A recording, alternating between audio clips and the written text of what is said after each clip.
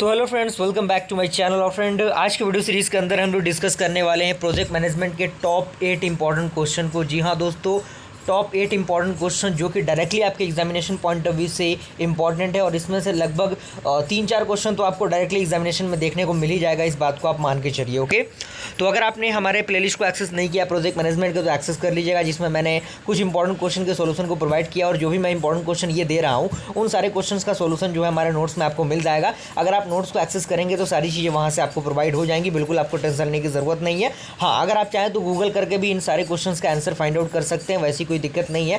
लेकिन अगर आपको चाहिए कि आप नोट्स को एक्सेस करना चाहते हैं, तो आप डायरेक्टली टेलीग्राम के माध्यम से मुझसे कॉन्टैक्ट करके नोट्स का प्रोसीजर पता करके नोट्स को एक्सेस कर सकते हैं। ओके, तो आइए स्टार्ट करते हैं फ्रेंड्स। हम लोग टॉप 8 इंपॉर्टेंट क्वेश्चन, काफ़ी इंपॉर्टेंट है, काफ़ी पॉपुलर है। तो सबसे पहले आप लोग वीडियो को लाइक कर दीजिए और अपने फ्रेंड सर्कल में चीज़ों को शेयर कर दीजिए, ताकि और भी स्टूडेंट इस वीडियो को देख के अपने एग्जामिनेशन की तैयारी में लग जाएं। और कहीं ना कहीं अंत भला तो सब भला, बस अपने सपोर्ट और प्यार को हमारे चैनल के साथ बनाए रखिएगा।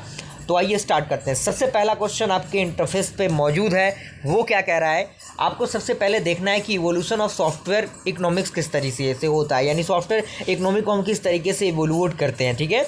और साथ ही साथ इसी के अंदर एक और क्वेश्चन मैंने दिया है, वो है इंप्रूविंग सॉफ्टवेयर इकोनॉमिक्स, यानी किस तरीके से कौन कौन से तरीके अपना के हम सॉफ्टवेयर की इकोनॉमिक्स को इंप्रूव कर सकते हैं। सारे तरीके विद इंपॉर्टेंट, विद डिस्क्रिप्शन, सारे पॉइंट्स आपके क्लियर होने चाहिए। ओके, तो ये क्वेश्चंस आपके लिए बहुत ही इंपॉर्टेंट है। तो क्वेश्चन नंबर 1 आई होप आप समझ पा रहे होंगे। ओके, आइए हम लोग सेकंड क्वेश्चन पे मूव करते हैं। क्वेश्चन नंबर 2 आपका है। सेकंड क्वेश्चन में मैंने रखा है artefact set.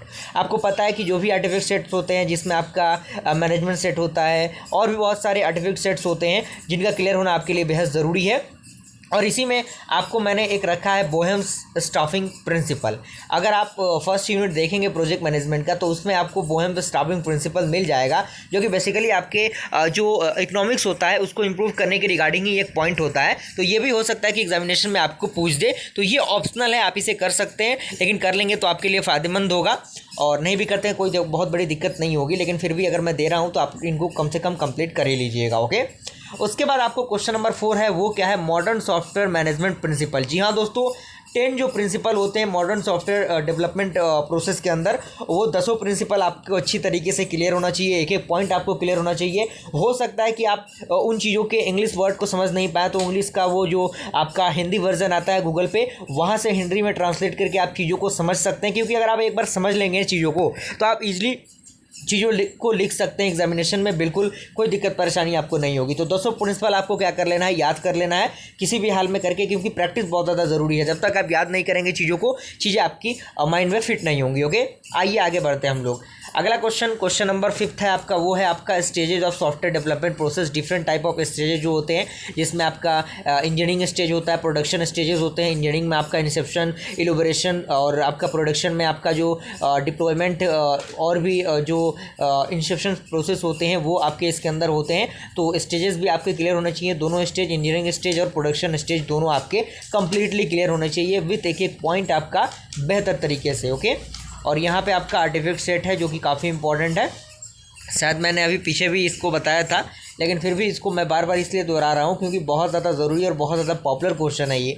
Artefact set directly examination में पूछ सकता है। तो जितने भी आर्टिफैक्ट सेट हैं, उनके सारे आपको किस तरीके से लिखना है, जो आपके प्राइमरी ऑब्जेक्टिव होते हैं, जो एसेंशियल ऑब्जेक्टिव होते हैं, उनको भी आपको इसमें ऐड करना है। और प्रॉपर अच्छी तरीके से हेडलाइन अंडरलाइन करके चीज़ों को आप लिखेंगे एग्जामिनेशन में, तो कहीं ना कहीं अगर आपका पेपर का रिप्रेजेंटेशन बेहतर रहेगा, तो एग्जामिनर भी आपको बेहतरीन नंबर देगा। ओके, आइए हम लोग अब आगे बढ़ते हैं अगले क्वेश्चन की तरफ। क्वेश्चन नंबर 7 आपका न्यूमेरिकल क्वेश्चन आपको प्रैक्टिस करना है। अब न्यूमेरिकल क्वेश्चन किस तरीके का आ सकता है, जैसे आपने देखा होगा, आप फर्स्ट यूनिट अगर आप देखेंगे तो आपको एक एफर्ट टर्म मिला होगा, एफर्ट टर्म मिला होगा, डेवलपमेंट टर्म मिला होगा, साथ ही साथ आपका जो एवरेज टाइम होता है वो मिला होगा। तो ये सारे जो क्वेश्चंस हैं, इस बेस्ड पे थोड़ा सा आप उसको प्रैक्टिस कर लीजिएगा। अगर आप प्रीवियस ईयर क्वेश्चन को देखेंगे तो उसमें आपको क्वेश्चन मिल जाएगा, और प्रीवियस ईयर क्वेश्चन का भी थोड़ा सा रिवीजन कर लेंगे तो आपके लिए बेहतर हो जाएगा, क्योंकि बहुत सारी चीज़ें इसी टॉपिक से अंदर उस में पूछा गया है। अगला आपका क्वेश्चन है, जो कि लास्ट क्वेश्चन है आपका, वो है आपका SCM, जो कि आपका सॉफ्टवेयर कॉन्फ़िगरेशन मैनेजमेंट है। ये मैंने रखा है इसलिए क्योंकि ये आपका जो प्रोजेक्ट मैनेजमेंट सब्जेक्ट है, वो सॉफ्टवेयर इंजीनियरिंग के रिगार्डिंग सब्जेक्ट है। तो अगर आपने सॉफ्टवेयर इंजीनियरिंग में थोड़ा सा पकड़ बना रखा है तो आपका ये सब्जेक्ट बिल्कुल आसानी तरीके से निकलेगा, कोई दिक्कत परेशानी नहीं होगी। ओके, तो वीडियो पसंद आए तो लाइक ज़रूर कीजिएगा। साथ ही साथ अगर आप इसका आंसर चाहते हैं तो आप गूगल कर सकते हैं। अदरवाइज अगर आप इसका नोट्स प्रोजेक्ट मैनेजमेंट का चाहते हैं with important question and solution तो आप डायरेक्टली टेलीग्राम के माध्यम से मुझसे कॉन्टैक्ट करके नोट्स को एक्सेस कर सकते हैं। ओके, तो मिलता है फ्रेंड्स ऐसे इंटरेस्टिंग वीडियो के साथ, तब तक के लिए थैंक यू।